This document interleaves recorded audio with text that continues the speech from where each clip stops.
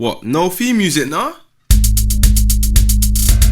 Gusto, now Chris the host. Man, I make a little dinner while fasting joke.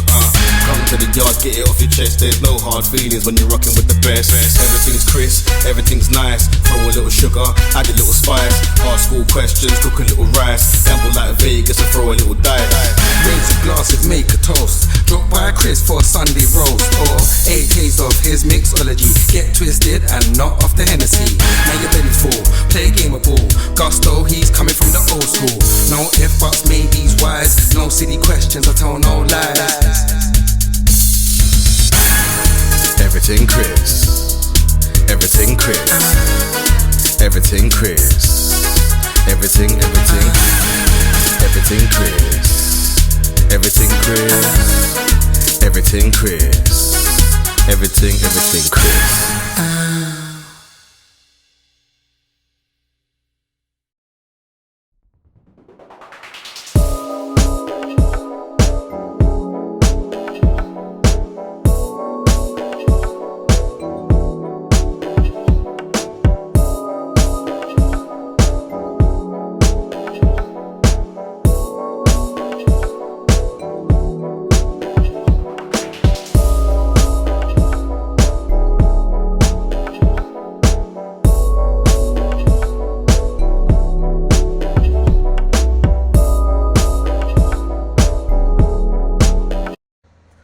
Live talks with the Queen of Nottingham, Miss Siobhan Pryor.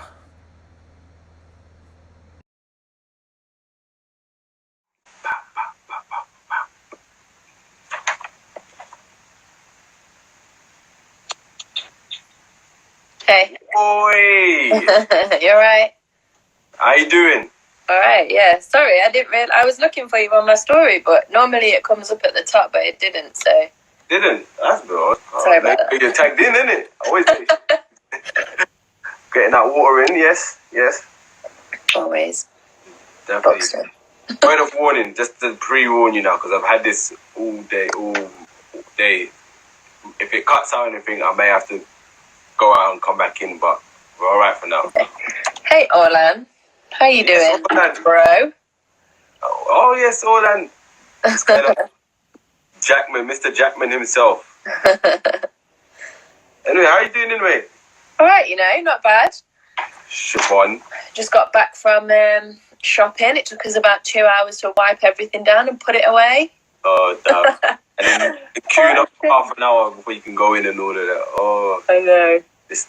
Kind of getting bored of it, not going to lie. I always wondered, man, your name's Irish, isn't it? Yeah. It's spelled... You wonder why it was so messed up the way it's spelled.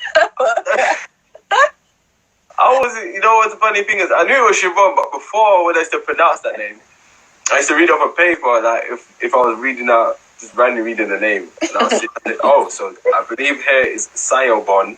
And yeah. Siobhan Han. And it's like, no, it's not, it's Siobhan. I'm like, where's the V? You know what I mean? Okay, so did you write it down on your paper so you could remember it, like the way that it sounded? Yeah, Siobhan, there we go, Siobhan. Siobhan. Yeah, so it basically, because it's an Irish name, it's like Gaelic, right? So the B and the H in the Gaelic alphabet, it makes a V sound. Okay, all right. Like SH in the English dictionary makes a sh sound, it's like, yeah, weird. But it's the worst, like, when I used to be at, like, European Championships and stuff as a kid, because then you get, like, people that don't actually speak English anyway trying to, like, pronounce my name. Horrendous, like, actually horrendous. Good man. Yes, we have a Siobhan Han, and you're like, what? And it was always Prior, not Prior. Siobhan Prior. Come on, man, that's Prior, man. You come on, Prior. The Priors are popping the name. Shout out Hudson, Tom Hudson in the building just came in. It's got quite a few. You got quite a few fans, isn't it? Yeah, got some friends, All right. Yeah. So how have you been dealing with lockdown anyway? With all of this going on? Do you know what, like, in the beginning, I know this is, like, supposed to be, like, a light question, but unfortunately, my circumstance wasn't so light when we went into lockdown because, like, my mum had passed away, so it was, the first, like, few weeks were just, like, what is this life? Like, what is going on? Yeah, so it was crazy, but then, yeah, now do you know what? It's actually been quite a nice time just to, I mean, I'm still working and everything from home, like, full time, but it's just been really nice to have, like, some alone time a little bit. Yeah, you can unwind a little bit. Mm-hmm. I think, yes, definitely. I think it's helped in that sense. Yeah, it's giving people time to just relax now. Yeah, think about what's important again, you know? Yeah, definitely. So where is it you grew up then? Did you grow up in Ireland then, or was it? My mum's family's all from Ireland. Yeah. In Tipperary. But yeah, I'm from Nottingham, born and bred. Tipperary? Oh. Yeah, Tipperary. Okay. That's like a village kind of area, isn't it? Yeah. Like, right, it's in, like, a valley, so the city, well, it's not a city, like, I guess, it's not a village. What's in the middle of a city and a village? Like a town. Town. Yeah. So it's, like, sits in, like, a valley. So, like, the town's here, really cute, and then all the mountains are around it. It's really pretty. Oh, that's interesting. Yeah. So do you visit a lot? Yeah, well, I used to more so, like, when I was younger, so 6 weeks holidays and that's it, we'd be packing off to Ireland, and, yeah, we'd spend our time there. And it was, like, even now when you go, way more modern than it used to be, but it's sort of like a step back in time, so the doors are all still open, no one locks the doors, you can just walk into your neighbour's house, and, yeah. Annie, hi, oh my God, I can't wave. Where it says Air Cassie, wave to her. She's one of my old teammates. I love her. Cassie, good. So where is it you grew up again in England then? Nottingham.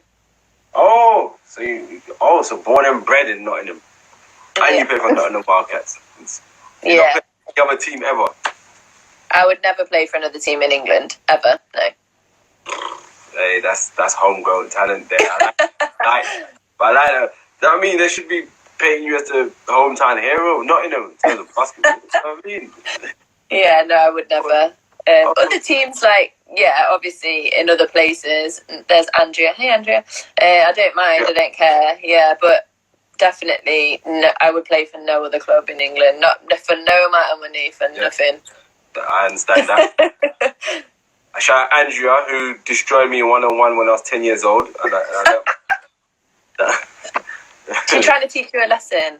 Because you know what it was? Because I was the same height as her, like 10 years old. I was a bit taller than her. And I thought, I said, how you better than me? Because I'm tall, innit? And then, I learned a valuable lesson. Don't judge a book by its cover. And never underestimate anyone. So when did you start getting into basketball then? So, I mean, it's really like I never had a choice. It's like a family thing. My dad, he like coached, and my mum, she played. So, so like Andrea, for example, I've known since I was, or she's known me, I guess, since I was like tiny. So I've always grown up in like the basketball family. And yeah, I did Irish dancing when I was younger as well. Oh, right, that's no surprise, isn't it? Oh, no surprise. Yeah, like full-on river dance. But that's basically because my parents didn't want me to just feel like I had to do basketball. Yeah. But then I guess I got to about the age of 13, and you couldn't really do two properly. So I couldn't practice as much as I needed to practice with dancing, and practice as much as I needed to do with basketball at the same time. So when I was about 13, I chose basketball, and played ever since. Okay. So leading up to the WILDCATS journey, talk us through that from when you first started playing and then leading up to WILDCATS. How did that work? Yeah. So when I first started playing, WILDCATS didn't actually have junior teams. Yeah. So I used to play for the Division 2 side, and then they also had a Division 1 side, which was like what the equivalent of the WBBL now, right? So I played for Division 2 when I was younger, and then I think I played for Doncaster for 1 year as well. My parents used to like take me around to. There was a coach called Ian Day at Doncaster, who was a really good coach. So they used to just take me around to like who were good coaches and stuff.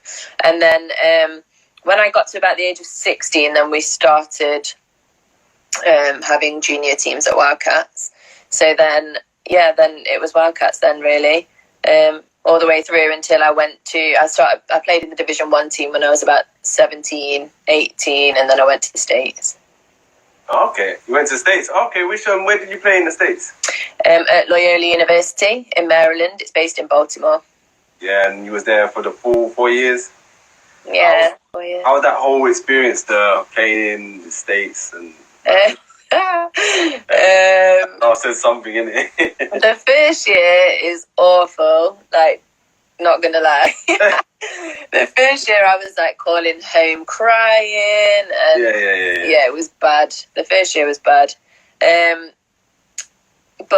after that, my sophomore year, junior year, senior, I would go through my freshman year all over again. Just to have those 3 years. Like, I absolutely loved it. And I get so jealous of any of our kids that are like going across to the States now. I'm like, I want to do it again. Right. Exactly. Yeah. So when you came back, is that when you went back to play for Nottingham Wildcats when you came back from the States, or was you doing? So I came back and I went to Greece and I played in Greece for a little while. Oh, how was that? Yeah, it was good actually. So one thing about myself is that I doubt myself. Like, that's my go-to. Is like the first time I do something, I'm like, I'm not gonna be I be able to do this. The team that I went on to was like a Euro Cup team or whatever. Yeah. And then so I was quite like pleasantly surprised when I got there that I was like, oh, okay, if I can play in this, like, it's fine. Yeah, and then with that team there was like problems with finances and things like that. So paid or nothing, or was it just? So I can talk about it now, can't I? It doesn't really matter. I got paid like the first month was fine, like no problems. And actually, one of my teammates there, Jen, she was amazing. She played with Diana Taurasi on the Phoenix Mercury, so she'd like won a WNBA championship and so she was sick. Yeah, she was amazing.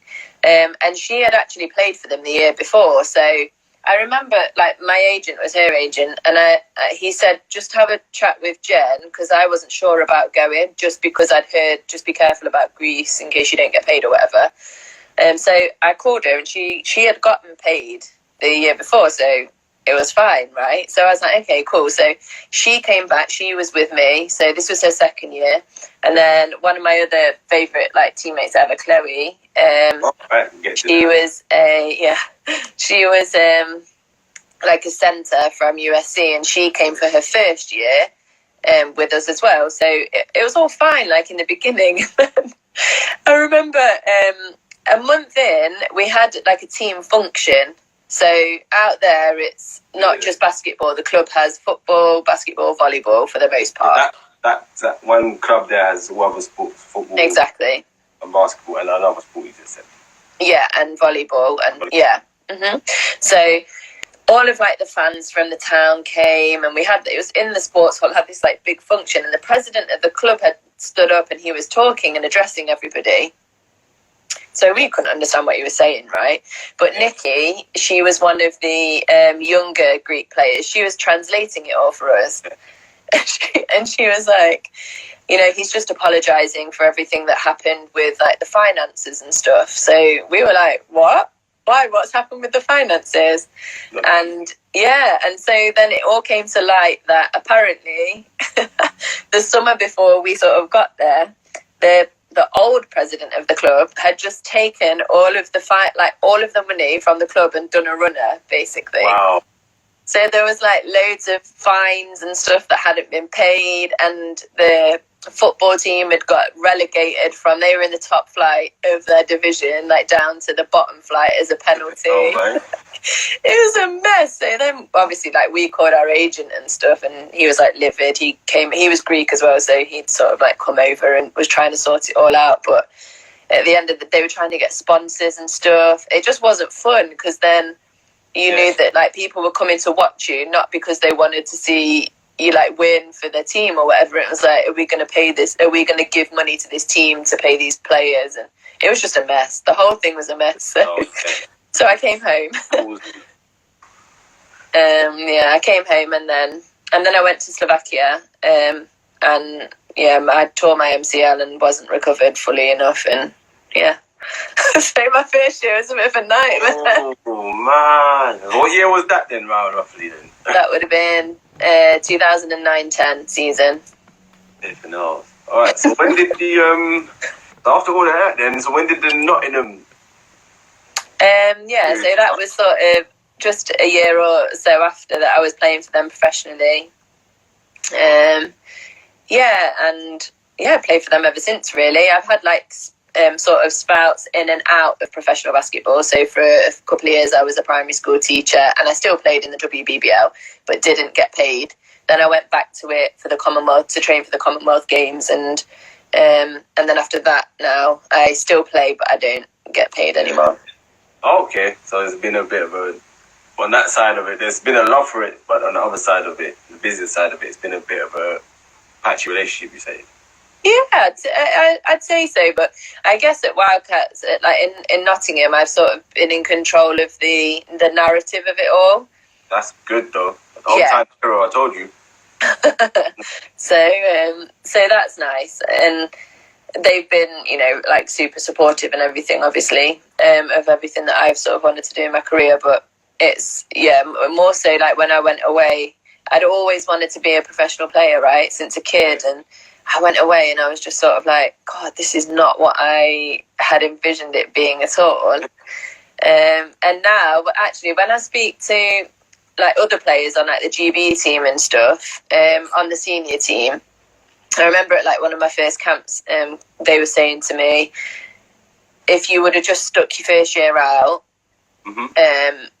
you know, things would have been different.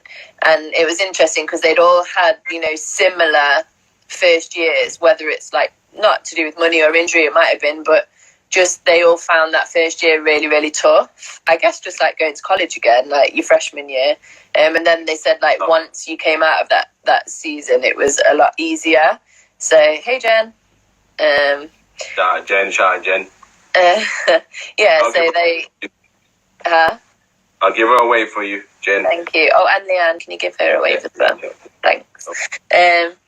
So they all sort of said, I remember sitting with actually Jen's sister Jo at GB camp and just saying how maybe I wish that I'd have given it some more time, because they, you know, hindsight's a wonderful thing, isn't it? But I guess I sort of went out there, it was all like I had an awful experience, came back, and then was just sort of comfortable, like at Wildcats.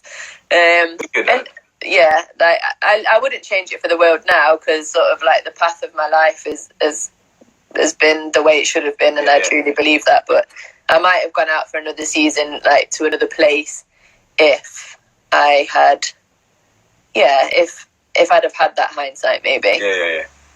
Definitely. Oh, that's good. And no, how does that feel, like you're coming back home to your hometown to play for the Wildcats? I was told by Nicolette I'll do this. Is that what she said? Wildcats. That's what I said. So this is what we got to call it. The Wildcats. Oh my God. Yeah, I guess you could do that. The cat mascot running around, you know. Yeah, no, you know what, playing for Wildcats, it's like, I love it, but it's kind of, hey Alex, it's kind of like a double-edged sword, right? Because it's hard when it's my team, so like it's my parents' club, right? So that's your parents' club. Yeah, so I'd grown up around it, so there's like an element of you kind of always fit in, with the team. Yeah. But with some people, you always do. Alex loves the Wildcats. I love you too. Alex was one of our players. She plays for Leicester now. I'm gonna scratch you, Alex. My ear. Right, but yeah. So, but then, yeah. In some ways, you just don't. You can't fit in because decisions that happen behind the scenes or always get blamed on you. Like, you must have always known everything that was going on. So in that way, it can make like relationships quite difficult. And I think I'm quite guarded in that sense. So if I was in the way I was like in the States or the way that I was with like the senior GB team, it's not the same. You don't feel the same because you don't have that guard up. You can just be fully yourself. Yeah. So yeah, it is. I love it. I would never play for any other team in England. But it can be quite difficult. All right. Do you have any siblings, by the way, or are you the only child? Oh, she had it all to herself. Spoiled, Oh, yeah. I was to see. Was there any competition between you and your dad? Maybe any competitiveness at times Between who? Sorry. you and your dad, or you and your mum even? Me and Mum, really. Mum more because she was kind of like you were saying about Andrea beat you at 1-on-1 when you was 11. Like 10, I remember. Sorry. Still 10 years old, 10, 11 years old. It was just before Hosanna's tournament, and yeah, she punished me, boy. Yeah, well, that's what my mum would do, like, all the time. And you're thinking, like, let your kid win. No, never. Like, and I think I was only got to, when I was maybe like 14 that I started to actually like beat her. So yeah, super competitive. And then with dad, it was more just like, because he was my coach, right? So that never went very well. But it was more just, you'd go, so junior basketball, let's say, you'd have loads of points in a game and you'd come off and you have like the best. I remember having one of the best games of my life. I'd like set like a record for the amount of points like scored as a junior in the club. And I came off and he was like, "What about that free throw that you missed?" And you're like, "Dude, like, give me something." I want something. Yeah, I never get anything from him, honestly. He's always... You're probably going to regret it, like, damn, wish I wasn't so hard. Oh, yeah. No, I wouldn't have it any other way. It's made me the way I am. So. Yeah, definitely. I've noticed with Nottingham Wildcats, this was very, I won't say touchy subject, very emotional one, I reckon. Noticed there was a woman you had called Pauline who was associated with the club. That's my mummy. Oh, that was your mummy? Oh, right. So Pauline was your mum. Oh, so yeah. To the rest of the players and how influential she was to the club. Oh God.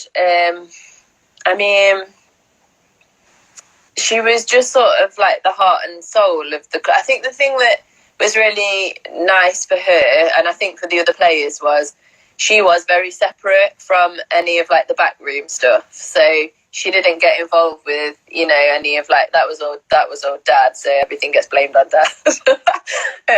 But yeah, so she was sort of always like the mum that looked after everybody and talked to everyone and made sure everybody was all right. And she also coached our mini ballers. So the little ones from age like 5 all the way through to 11, and then she passed them through to 12, and then passed them through to the under 14. So she's seen a lot of our players go all the way through, like from being like little all the way through to if they leave for the States or whatever they do. Yeah, so she was kind of like the heart of the club, really. Okay, and then the impact on everyone else. I guess it made a huge impact because it was all over your socials. I did see that, so Yeah, it was crazy. Like, I remember in a cynical way, kind of, when how at the top of your Instagram you can see who's like checked out your profile. Yes. It was like the highest it had ever been, like in my life, like by 10 times as many.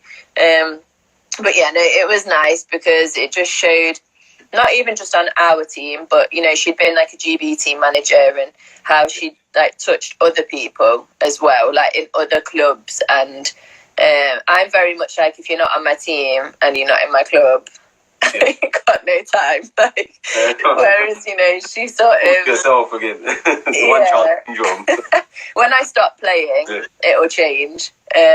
But you know, and it has started to change and as I've got older. But she was very much, you know, just the same person with everybody. Like, so I think everyone sort of saw that special side of her.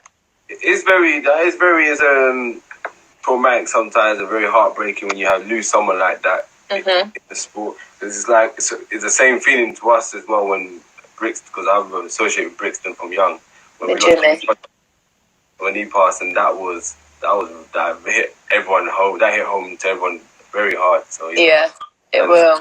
When Jimmy passed, but his funeral, I remember that there was. Put it this way: every seat was packed, and there was at least hundreds of people standing up. Like, that's how important this guy was. Like, everyone stood up. Yeah. I'd finished a night shift, bearing in mind, and I came from my night shift straight to the funeral. So.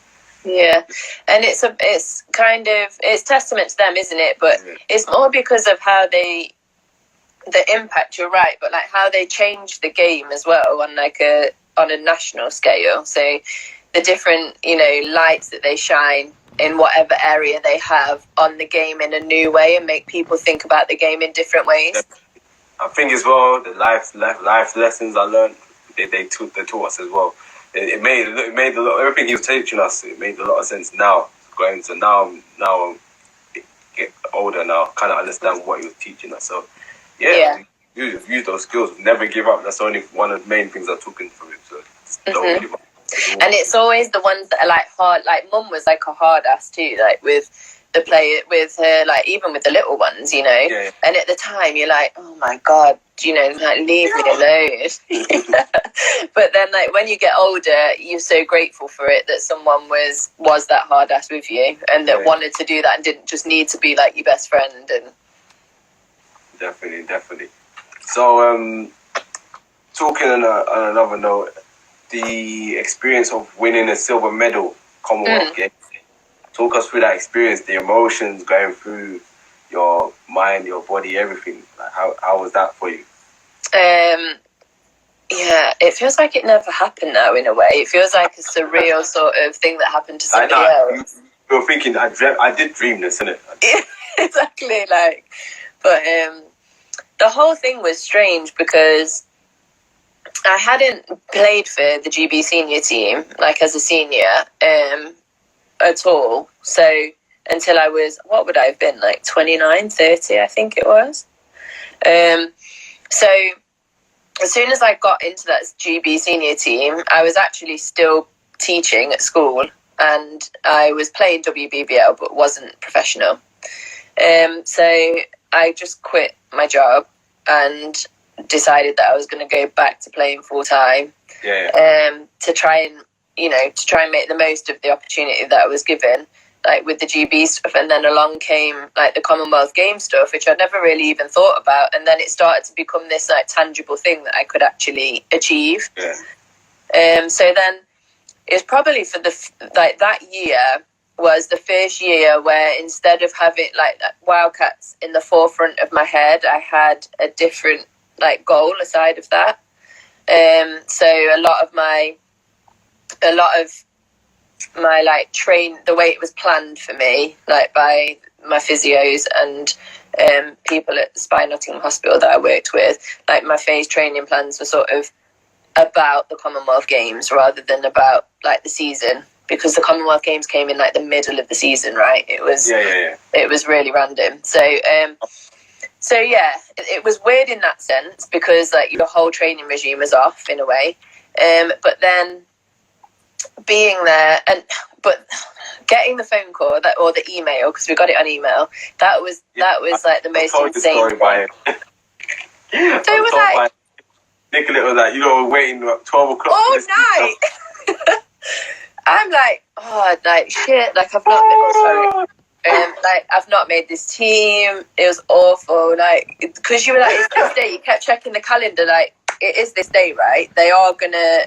Like, I've just missed the whole day. They waited for the whole ride. At the end of the day, go, oh yeah, I've got the team. Like. Yeah, and I was literally in bed, I reckon they had the team selected and someone didn't do their job properly or something. Oh my God, I meant to email.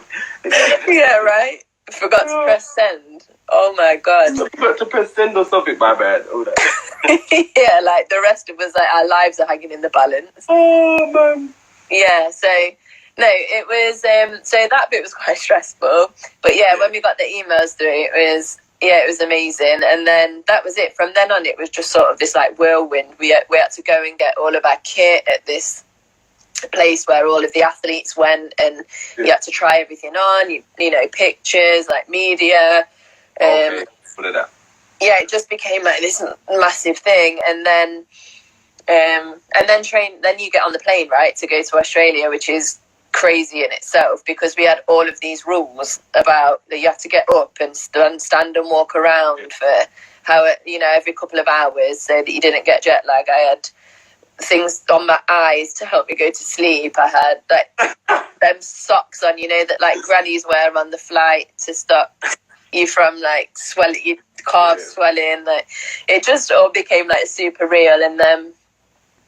Yeah, the whole tournament was amazing, but yeah, that moment of like standing on the podium, you can't even explain it. I still remember the music, I can hear it, I remember the smells, the sights, like it's all so like real still.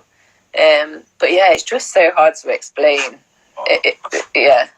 Congratulations on that one. So I'm guessing that was like one of your most gratifying moments in terms of like that silver medal. Yeah. That was because it's actually as well one of the most teams I'd ever had fun on as well. It was a great team. Like I really enjoyed it. Like got along with everybody. Everyone was for everybody else. There was no like other people got on well with each other, but it didn't. No one left anybody out. Like no, everyone. It was just brilliant. Like the whole experience was amazing. And then I say the most gratifying moment was when we won our first WBBL championship. So I'd say they're like side by side. I was going to get into that. So you got 2 titles with that franchise, right? I believe you had one in 2000 and I've got it now. Not 16. I've got it wrong now. But you had 2. I don't know either. Is it 2015 and 16? Was it back to back? I think. Maybe you had 1 and 2. You had, I think, back to back. I know you had 1 in 2007, 2018, the BBL Championship. Yeah. That was the cup. We had that. WBBL Championship in 2016, 17. Yeah. And BBL Cup in 2018. Yeah. So 16. Okay. So winning those 2. I was winning it. How did it feel winning that back to back? Like emotions, talk us through that whole journey and all that whole progress. Yeah. So the championship ones are different, right? Because it's a bit of an anticlimax at the end because you go through like the whole season and it's really just done on wins and losses. So we won it in the first one at Northumbria away. So you're not at home or anything. You don't have any home crowd. And if you win this game, no one else can catch you, and that's it. You're going to win the championship. So I think the championships are what I'm most proud of because I think it shows the team that's most consistent throughout the season. But it doesn't feel the same as the cup win because you're in a big arena. And it's like a one or done game. Like you win the cup, you lose, you lose. So the feelings aren't the same, yeah. So you reckon the winning the championship was a bit more gratifying, a lot more challenging as opposed to the cup? Yeah, because you go through long seasons of ups and downs and different things that you have to deal with personally as a team, and I think that it's way more gratifying like at the end because you know that you've sort of everyone's come over those things and you've won at the end of it. And I think the first one as well, because the history of the club, I'd always watch Mum play in finals and they were always second. So in the 80s, they were second to Northampton, always. And in the 90s, they were always second to Sheffield. So, yeah, for me, it was just that very first one. It wasn't just like a season's worth of gratification. It was 40 years worth of, hard work. So yeah, eventually got it. Yeah. Was that with what's the name of the team? You're one of your stars, Joyner. She was in the... No, she hasn't been on any of them yet. Oh, Yeah. wow. So, actually, Nana, who's just joined to watch us, she was in one of the title-winning teams. Yeah, so, no, Jazz, that's our aim next year. She's not won a title yet with us. Wow. She deserves it in a way, because from what I've seen, the statistics, the stories I've heard, I had Ellie Shackson on from Essex Rebels. Essex, yeah. She said, oh, guarding her was like a nightmare. Yeah. I don't have to do it, so I'm fine. I was like, yeah. She said, oh my God. She said, it was a nightmare. I said, what do you mean? It sounded like she said she's got too many moves. She's got one move for this and one move for counters. Yeah. Sounds like a female Hakeem Olajuwon. You know what? She's just relentless. I think, like, if I was playing against her, we get into it in practice. We'll talk about, like, this later, but I love playing with Jazz because she will fight. Like, she's a fighter, and it's great to, like, be around. But, you know, I guess if you're on the other team and you're playing against her, she's, like, never not going to go for a rebound. So, you know, sometimes you, like, miss a box out, and you're like, oh, crap, I've missed that box out. Well, you know that if you miss a box out on her, like, she's gonna get the ball. Like, it's annoying. Like, she don't stop. Like, chill out. Just chill Yeah. out, man. Give me a break. Oh my gosh. Talking of the BBL, so this is a question I ask everyone. So your views on it. So your views on the WBBL and the BBL, things that you reckon, you know, that are working is great, and things that you reckon that they could improve on. What's your views on it? Okay. So I think the WBBL gets better every year standard-wise. So, like, the standard of...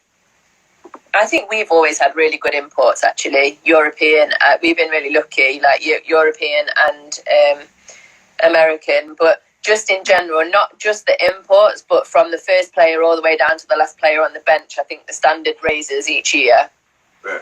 I think for the WBBL, playing like the big finals in the big arenas is something that's really good for us, especially when, you know, it gets put on like BBC Red Button or online, and it's really important that those showpiece finals are in like big arenas and that it's taken seriously. And I think even like the last playoff final, I remember, and I think the last cup final that I was commentating on, the crowds were huge. So before, it used to sort of be like, all right, well, at half time the crowds will get bigger because they're coming in to watch the men's game after us. Oh, you know what I mean?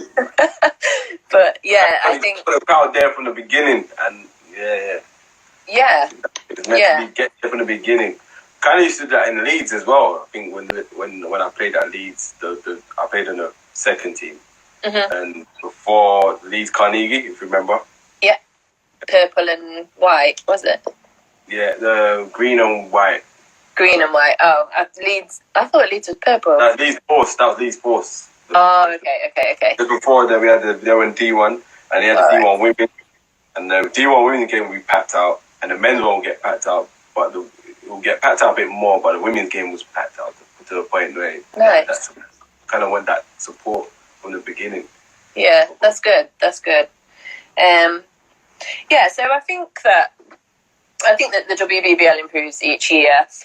You know, there's always areas that need working on, right? So I think, you know, you were talking to Ella, weren't you, about like media and marketing and stuff like that. So I would really like to see, and I think, you know, this is going to start to happen from sort of what I have gathered from like behind the scenes, but that media is going to... I think we're a women's league, and we shouldn't just be there off the back of the men's league.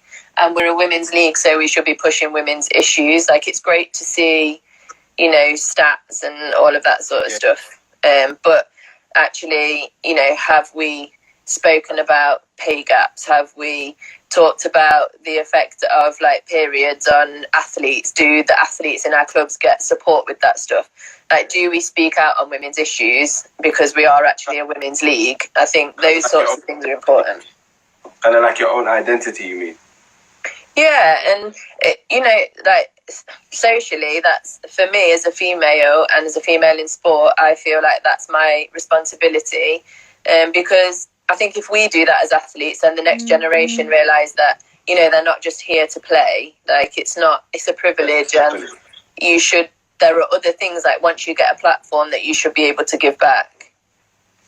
No, I agree with that. You know, again, the marketing needs to be a bit more effective. Yeah, maybe just more personal. Yeah, a bit more interaction with the players, interaction with the team, with the league. Yeah. Obviously, you know, we're BBL and WBBL working together, but at the same time, it made them both have their identity instead of just putting their back off of each other, which I totally agree. I agree with that. Yeah, definitely, because lots of these teams, they have like junior girls programs. Yeah. Like, actually, a lot of the girls that signed in at the beginning to like watch this live were from my junior program, you know, because they look up to the players on the older teams and they want to know what they've got to say, and so making it more interactive for them as well, I think, is important. Definitely. The interaction part is something I do really agree should be done more in both of the women and men's league. So yeah, hopefully they start recognising. They will. And yeah, we just work along with it. I reckon in some cases they should have a great businessman working with someone who's a great fan who's a great fan of the sport.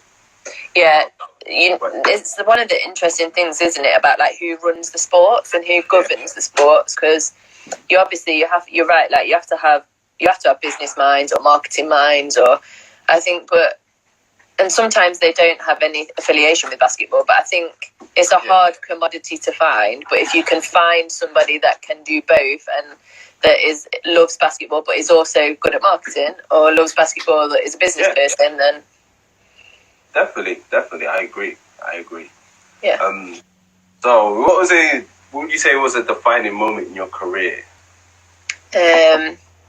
Defining. So we've already spoke about like my like biggest successes, I guess, but I think defining moment was, so there was one night in my sophomore year in the States, and you know, I'd come from England where I've not really ever had any worries about playing time or anything like that, and I got to the States, obviously, like my first year and my second year I didn't barely play at all. I only played in my junior and senior year, really. But it was just one night I came back after practice and I was just getting really sick of it all, and I was like, what am I doing? Like, I'm out here so far away from home and I just want to play. I'm a basketball player, I want to play. And it sounds really simple, but I was just online and I just started like Googling like motivational quotes, because I was literally at the point where I was like, sod this, like this is ridiculous. Keep going, yeah. And I found this one quote by Anna Freud that was, I was always looking outside myself for strength and confidence, but it comes from within, it's there all the time. And I wrote it down and I put it up on my wall. And I think it was a real defining moment for me, because in my life so far, my basketball career, it was very much like all my confidence came from what other people said to me, or how many points I'd scored. And actually, I wasn't really that confident in myself at all. So when I'm now like out on my own and I have to rely on myself, I wasn't able to do it. And that was the moment where I was like, do you know what? No one's going to give you anything. Like, you're going to have to go and get it yourself. I'd say that was like my defining moment, really. That's good, man. You know, when you're in some situations, you kind of realise you can depend on yourself. So you realise how strong you are in some, which is good. Yeah, for sure. We'll go into this one. Favourite pre-game meal and favourite post-game meal? I heard this before. So when I was like a proper you should have prepared. I know, yeah, I've written some things down. No, when I was I guess like if we're doing it currently, I'm not like a professional athlete anymore, so I really like a hot chocolate from Costa before the game. Oh my god. Oh, she said Costa hot chocolate, you know. Yeah, sorry about whipped cream and marshmallows too, yeah? I don't like whipped cream, but yeah, marshmallows. Oh god. But when I was like a professional athlete, it was more so like carbs for me don't go well. They make me feel slower. So I usually wouldn't really have that before a game. It was more just like protein. I'd always have like chicken and lots of green veg. And then afterwards, I really like the grenade, the protein bar. I don't even know if that's protein, but I know it's got protein. I can't remember the name, but I know what you're talking about. Yeah, it's the one that says like carb killer or whatever.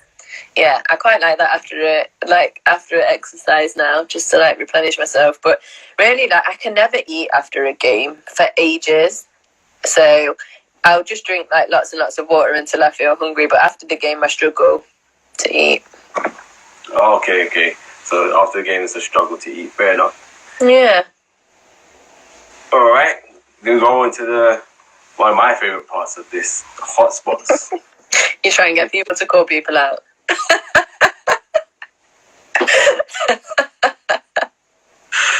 So hotspots. The first part is the simple part. So 2 3-part questions.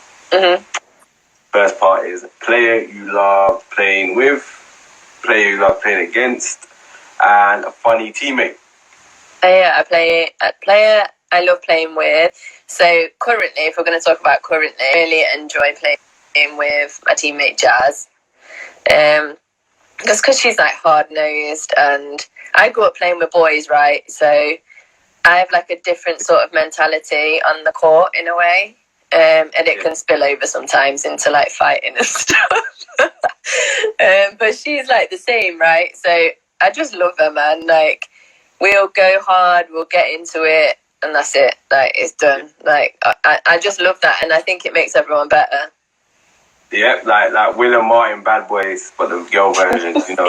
Yeah. You know. Yeah. I really like playing with her. Was it who do I like playing against? Who do you love playing against? Yeah. I used to really love playing against Steph Gandy. She played for Sheffield for the majority of her career. Then she was in Newcastle, and then I actually think she was on the roster at Sheffield again this year.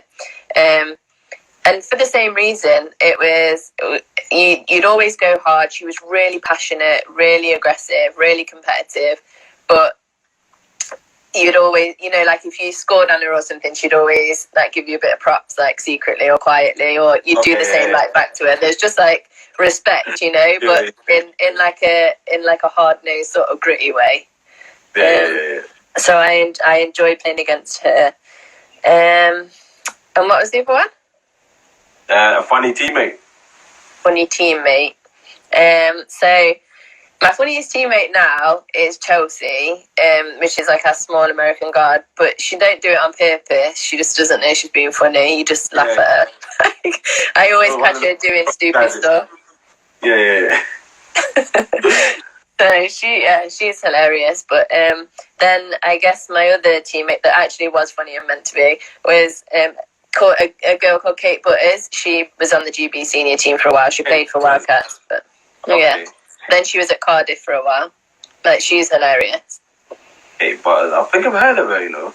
Yeah, she was really good. You would know her. Kate Butters, did she play for GB? Yeah. I think I'm losing my memory a little bit.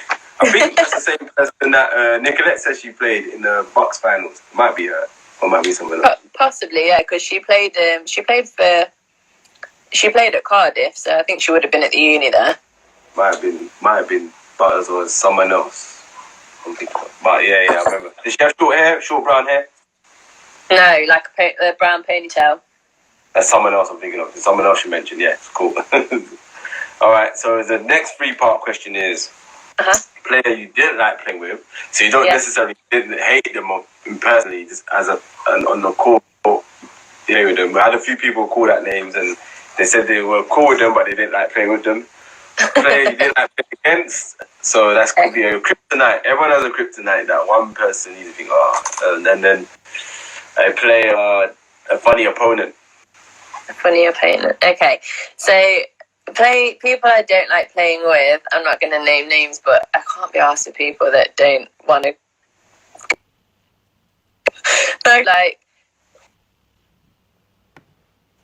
Oh, can you hear me? I can hear you. Yeah, sorry. Yeah, I put my charger in. Did you hear what I said? Yeah. All Go right. back again. Did Sorry, you hear what I said? No, I missed it. I had to put my charger in. All right, yeah. So people I don't like playing against. Playing with. Like no names, but I just can't be asked playing with people that aren't like competitive or that don't want to like go at it and take things personal. Yeah. I can't be bothered. Yeah. I do understand. You think, why are you playing, man? Just sit down. Yeah. So yeah, that's really it for that one. People that I don't like to play against. Who don't I like to play against? I mean, I don't like anyone I play against, even if I like them off the court. But who don't I like to play against? I would say, although I really, really like her as a person, and in a way I kind of do like playing against her for the same reason, but like Rianne, because... Bailey. Yeah, because she's like but she's like relentless as well, you know. So it's like, you know that you have to make sure that every time you catch the ball, you're concentrating and she's guarding you, or, you know, she can shoot and she can drive. So if she catches the ball, you have to guard her honestly. And she also has like a bit of like fire in her belly. She's like got that competitive edge to her, and I really like that. So I kind of do like it. I've been meaning to get her on still, so... You need to get her on. Yeah, she's funny as well, you know. Yeah. She's gonna kill me now. Like, why you not get me on earlier? Like, look, lady, man, chill, man. Like, because I went uni with her, innit? So I'm like, yo, just chill, man. Like, oh, did you? Yeah. Something like, I saved the best to last. You know? Exactly. So yeah, didn't I play with her and a funny opponent? Yeah, I'd probably say her as well. But just I don't tend to joke and laugh on the court. But Manchester always seems to like pull it out of me more than any other team do. Yeah, so I mean, there always that one person that you think, he's... Yeah, like Georgia, I'll always have, like Georgia Jones will always have like a bit of a sarcastic comment back and forth about like referees or something. There's been times the player does something funny on the court while you're on the bench and you're watching. I do remember I had a funny moment when I was in college. I don't remember the guy's name, but I remember all he kept saying, yeah, all day, I'm nice, all day, and all that. I was watching him, and he was terrible. He couldn't shoot the ball. The ball just kept going off the backboard, bang, and you're like, what? And he's like, yeah, I'm nice, all day. Yeah, and you're like... So my coach is watching, laughing as well. We're looking at each other like, what's this guy on? Yeah, exactly. He couldn't make a layup. It was just like, I think was he cycling? He was like, yeah, all day. Going off the backboard all day. That's what you're going to do. He's trying to make himself feel better, you know. Oh my gosh, she was like, this is not seriously happening. But yeah, I've had funny opponents myself. Oh my gosh. Any viewers who are in now, do you have any questions for Siobhan before we move on? And Siobhan, do you have any questions for myself? No, I guess not. I just think it's like I feel like we do need a platform to share, and like you said, just get to know people, because it's important that you know. One thing I've started doing like some live, but just with younger girls in the States and stuff, and I think what they find important is that. Have you? I've seen. You saw. Yeah, I saw that. The first one, yeah, that was really good. Yeah, I saw that you were on it. Yeah, more so that I think they found it quite refreshing that they had a platform where people saw who they were as people and not just who they were as a player, because often they're not aligned. Like who you are as a player and who you are as a person can be quite different. Definitely. So I think it's really important. And also, you're right, like we should, from a fan perspective, if people want to really get to know the game and they want to enjoy the game and embrace the game in this country, you have to get to know the players. Otherwise, what are they investing it in? Exactly. Yeah. What are your like ideas beyond this? I guess. Beyond this, that's a good question, and I know I've had this answer. I've had this answer in my head. So beyond this, I definitely want to take it just onto TV. So my main, cool. I've had people that I've had a show recorded. Mm-hmm. I'm looking to release it soon. Nice. I had Justin Robinson on there. Mm-hmm. My first guest, as first basketball guest anyway, because initially I was going to do all sorts of basketball and music artists and stuff, but then when I sat with my team, they said it's best if you go basketball, because there is a big hole there, a huge hole in the market. What you're trying to do, so I want to definitely get it on YouTube, get nationally known, and also other than that, I want to go to the games, if you know what I mean. Turn up to the games where I can do my interaction with the players, live games, so pre-game, during the game, and then post-game. So yeah, because I think pre-game and post-game, that's people love to watch the games and stuff, but that's what people are interested in, like what actually happens behind the scenes. Yeah. And obviously with me, I'm a jokey kind of person, so I want to bring that side to it as well. You know what I mean? Like Craig Sager did, with that side of it. Like, you know what I mean? He brought out a different side to play because of what the suits he wore and how he was. He brought that different side to it. So that's exactly what I want to do over here. So as well as this, beyond this, bring it onto the screens, hopefully on TV, YouTube, and then go to the games. So I've planned to talk to directors for both BBO and WBBO, and have an interview with the game and bring more content to it. That's I think it's good having like a sense. It's always helpful to have like a sense of humour around stuff as well, because I think you can touch on different topics that people wouldn't necessarily be comfortable talking about. Yeah, that's exactly what I want to do, because it's all good talking basketball, but there's more to some of it. Like you said, there's more to some of that basketball. This is the little things like now you're drinking tea. When you know what I mean, how many sugars do you have and all that? You know what I mean? You can talk about you going Costa Coffee and that. You know what I mean? Like, you don't know about that. That's what I want to do, man. So yeah, and I love basketball, so it helps. I love basketball, so it works hand in hand for me. Perfect. Nice. It's a passion I want to push. Yeah, definitely. And we need more people to be pushing it. It's better to have more than less, and right now we don't have enough. Definitely. So. And what you're doing, I saw that. I thought that's amazing. Push that as well. I'll push that. I'll help you push that as much as I can. And thank you. Yeah, I just feel like not so many kids want to go out to the States now, and I think it's become sort of a thing where I just want to go to the States, and there's no real thought process behind it. Yeah. And they don't know what it's actually like, how hard it actually is. That's a good idea. Get them to see the other side of it. Yeah. Mm-hmm. And they're not going to listen to me, right? I'm like 33. I did it, however many years ago. I'm not going to say. But it's different when someone that's like there now is like, do you know what? This is actually quite tough, and this is what's tough about it. So hopefully they'll like this more chance of them listening to people of their own age and getting valuable advice from them. Give them something to think about. Think about more why you want to go to it. Don't just go because it's for the sake of going. Yeah. Exactly. Yeah. Right. And I'm thinking myself as well. What I'm doing this is because it just came in my head. The visuals. I want people to see the visuals. It's all good talking about it, and the podcast thing is good because a lot of people doing podcasts, but visuals. I want people to see the players, see what we're doing, interact with them. That's the best way, I think. Yeah, you get a better feel for someone, don't you, when you can see them? Yeah, definitely. Like I mentioned it with Nicolette. I said it's like why a lot of people were so upset with Kobe died, because it's like we all felt like we knew him, so we didn't just watch him play basketball. You kind of saw him off the court and how he was thinking mentally and the Mamba mentality, like all of that. You're like, this guy's crazy. He's a psycho. Then you watch him play, and then when he you felt like you knew him. So I think that's what I want to bring to everyone else. Yeah, because it wasn't really until you saw him being like a dad and his like family side that people started to really understand what made him go and like what his drive was.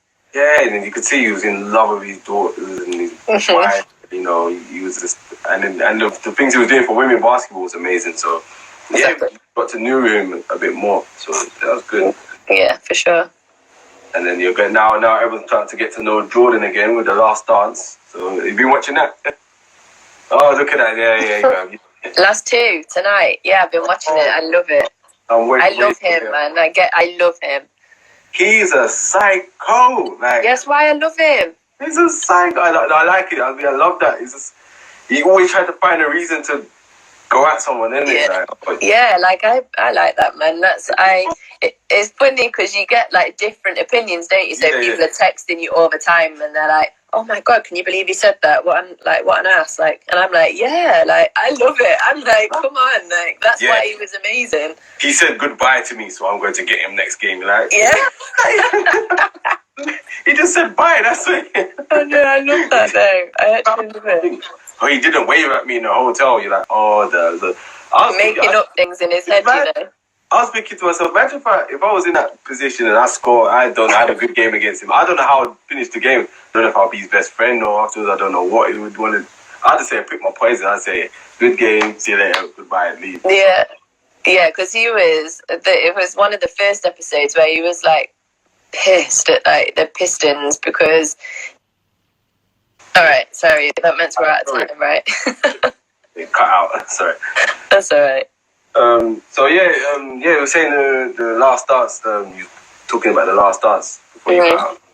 Yeah, and the one thing I did always notice about him actually, which I didn't think he did before, was he did actually used to say good job and like high five everyone, and I think that's why he got so affronted when the Pistons didn't do that for them. Yeah. They tried to say, well, they said their excuses was the Celtics did it to them. Yeah. And it was like, that's a bad excuse. I'm like, if you're being like that, you just own up to it. Like, it's fine. Like, if that's you, then, and you know, sometimes when you're competitive, stuff like that happens, but you have to, like, admit it. He could have just said, you know what, at the time I was a sore loser. Yeah. All right, cool. But exactly. He tried to, like, cover it up and everything. Oh, the Celtics did it to us, man. Shit. Well, yeah, and he's like, it was different in those times. It was different in those times. Like, okay. It was mad. It was crazy. One of my favourite parts of the last dance, I think, was the part of Rodman describing how he rebounds the ball. It was just like, specific. Like, I was like, that's a genius. Like, he's proper detailing. If it goes this way, it's gonna go that way. So I'm like, this guy's actually studied the art of rebounding. So yeah, he has 7 titles, rebounding titles. Yeah, he was an absolute monster, wasn't he? But yeah, because I don't think people teach rebounding enough. You know, like we'll tell the kids that if someone is in the right corner and they shoot it, it's very often going to go either over the other side of the basket or come out towards them. Like you have to be the best rebounders position themselves as people are shooting, don't they? That's mad. It's crazy, and it's like with him, I don't know how he knew where the ball was. It was just like, how do you know what shot was being shot? You know, it was yeah. Some people just have that knack as well, don't they, of being around the ball. And he did, and fair enough, shoot around. I don't think he used to go shoot around. He said he used to just rebound, didn't it? Like, it sounded like he just did whatever he wanted, honestly. Yeah, and it worked. So you can't really blame him if it works. Went to Vegas for a month, came back. Oh, God. That was mad. What he went for? Yeah, what? He went from Vegas randomly, and Jordan was like, if we let him go, he's not coming back. I know. Like, you know what? If that was my team, that was one thing I was surprised at his reaction for. Because I feel like if my head coach took me into a room and said, this player wants to go on holiday for a weekend, come on, like a week. I'll be pissed. I'll be like, wouldn't you? I'd be like, I don't think so. This is where Phil Jackson's mastermind thing works. It's like he understood the player and he showed that he cared of that. So, and in fact, he went and said, "How long do you want to go for?" It was just like, "Oh, he's actually considering this." Like, yeah, I didn't know he. Yeah, but then he made the other players accept it as well. Like, I don't know how that happened, because swear to God, if I was on that team, no one's making me accept the fact someone else is getting like a holiday in Vegas when I'm here practicing. And then that they had to run to get him in shape when he came back. But the funny thing is, he was fine though. That's the joke. He was a freak, so he wasn't like he was out of shape. He came back fine. And he was like sprinting off at the front. So I reckon he was sprinting for the fact that he was trying to make up for the fact that he was away. I hope so. But that's bad, man. That would not be okay with me, man. Not be. I get annoyed when like our young ones have got. You don't plan holidays in the middle of the season. Like you're playing. Like you know that the season starts and ends here. Like what are you doing? You're running around. Oh my god. And he's getting paid stupid amounts of money. No man, that was surprising, man. But yeah, the last two tonight is gonna be a good one. I know, I'm excited. That's ending so soon. I know, me too. But should have done 1 episode a week, but 2 episodes, fair enough. Like, I love looking at the house. I'll probably watch it again. I end up watching a lot of documentaries. I watch a lot of championship documentaries and NBA, so they're good. So I like the 30 for 30 stuff on ESPN. Yeah, that's good as well. Some of them are amazing. That's good. Yeah, I do watch a lot of documentaries. I love it, man. So apparently they get the Kobe one coming out, I think. But really? Yeah, I think for his last 2 years, they reckon. And I think Dwayne Wade's doing the one as well for the Redeem team as well. So imagine if you could just say, okay, this is my last season, and pay someone to follow you around and document it. Yeah, they could afford that as well. So no, that'd be awesome. Huh? LeBron should do that in his last season, I reckon. I feel like he's probably documented every single year, honestly. Like, he's on top of that stuff. He's probably got a documentary for every single season ready to go when he retires. True. Probably has that well thought ahead, isn't it? Yeah. It's been anyway. Siobhan, it's been a great one. Well, thanks for inviting me on. Oh, thank you for your time. Thank you for coming. No problem. Oh, no problem. Definitely. When's the next podcast? So it is on Thursday with Macy Spinks at 8 p.m. Okay, I'll tune into that one. I'll put a reminder. Definitely. And I've got all yours because you've released all yours, haven't you? Yeah. I've seen everyone's face now. It was like, I can see it. I'm like, yeah, cool. I've got more to release. I've got to do some more. So I've got some guests on tomorrow. So that's going to be interesting. Good. So, yeah, it'll be a good one tomorrow, hopefully. Anyone else who's tuned in, add Siobhan at Siobhan Pryor _4. Yes. Thank you. And myself, Everyting Chris _2020. And that's my one. And if you want to ask me any questions after this, yeah, I'll answer them. And Siobhan, thank you again. No problem. Hope you well and stay safe. So stay in touch. You too. All right. See you later. Peace. Bye. Everything Chris. Everything Chris. Everything Chris. Everything Chris. Everything Chris. Everything Chris. Everything Chris. I'm Chris G, host of Everything Chris. Hope you liked that video. If you did, click that like button. Also leave a comment. And also, if you want to see more, click that subscribe button to get a notification when we upload new content every single time. I hope you enjoyed that video and I hope you stay tuned for some more. And also, as you know with me, everything's always Chris.